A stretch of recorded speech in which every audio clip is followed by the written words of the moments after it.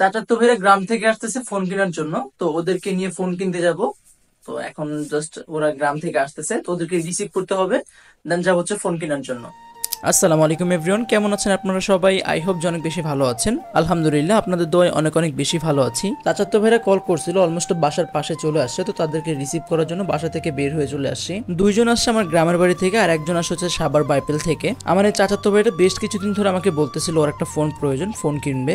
ওর budget শোনার পর ওকে বললাম যে তুই তাহলে ঢাকা চলে আয়, বাকিটা দেখবো না ঢাকা আসার পর। বাসায় গিয়ে ফ্রেশ হয়ে খাওয়া দাওয়া করার পর আমরা সোজা রওনা হই যমুনা ফিউচার পার্কের দিকে। আমরা অবশ্য আগে থেকে 3টা ফোন চয়েস করে রাখছিলাম, দেখা যাক এই 3টা ফোনের মধ্যে কোন ফোনটা বেশি ভালো লাগে। বর্তমানে কিছু কিছু পেজ আছে যারা ভিডিও করে যে আইফোন নিন 16 প্রো ম্যাক্স মাত্র 20,000 টাকা। তো আমার চাচাতো ভাই আসলে এরকম কিছু ভিডিও দেখছে, তার জন্য বলতেছিল যে আসলে যমুনাতে যাবে না, ও যাবে বসুন্ধরাতে। পরে অবশ্য বুঝায় টুজে আমি নিয়ে গেলাম আমাদের যমুনা ফিউচার পার্কে, কারণ আমার বাসা থেকে যমুনা ফিউচার পার্কটাই কাছে হয়। আর বেশ কিছুদিন যাবত ধরে যমুনা ফিউচার পার্কের পাশে যে রাস্তাটা ছিল ওটা কাটা ছিল, মানে কাজ চলতেছে আর কি। তো যার কারণে আসলে সবসময় এই জায়গাটাতে আসলে অনেক সাফার করতে হয় জ্যামের জন্য। তো আমরা জ্যামে বসে না থেকে হেঁটে সোজা চলে আসি আমাদের যমুনা ফিউচার পার্কে। যমুনা ফিউচার পার্কে লিফটের 4 তলায় মূলত হচ্ছে মোবাইল শপগুলো। আর আজকে অন্য দিনের তুলনায় যমুনা ফিউচার পার্কের লোক সংখ্যা অনেক কমই ছিল, এর জন্য আর কি আমাদের লিফটের জন্য বেশি সময় অপেক্ষা করতে হয়নি। আমরা অল্প কিছুক্ষণের মধ্যে চলে আসি আমাদের সেই মোবাইল শপে। আর আজকে আমাদের পছন্দের লিস্টে যে 3টা ফোন ছিল, একটা হচ্ছে গুগল পিক্সেল 7, আইফোন 12 এবং স্যামসাং S22। মূলত এই 3টা ফোনে আসলে বেশ কিছুদিন যাবত ধরে দেখতেছিলাম যে কোন ফোনটা ভালো হয়। আর এই 3টা ফোনের মধ্যে যে কোনো ফোন যদি আমরা এক্সচেঞ্জ ফোন নেই, সেক্ষেত্রে আসলে 30 থেকে 35,000-এর মধ্যে পাওয়া যাবে। আর এই 3টা ফোনের মধ্যে আমার কাছে যে ফোনটা আসলে সবথেকে বেশি ভালো লাগছে সেটা হচ্ছে পিক্সেল 7টা। প্রত্যেকটা জিনিসেরই অবশ্য ভালো খারাপ দিক আছে, এইটার আসলে কিছু খারাপ দিক আছে। স্যামসাং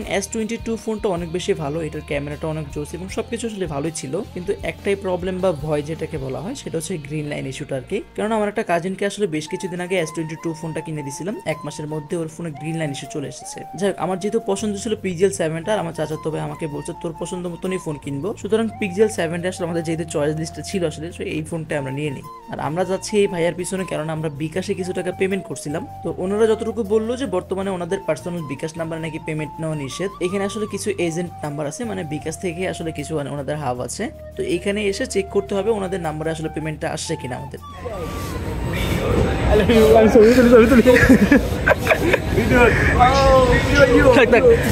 বেরো বেরো, দেখি কোন দিক দিয়ে বেরোস তোরা, বেরো। ফোনের প্রবলেমটা শেষ করার পরে আমরা আসলে লাইভ শপিং এ যাই কিছুটা কেনাকাটা করার জন্য।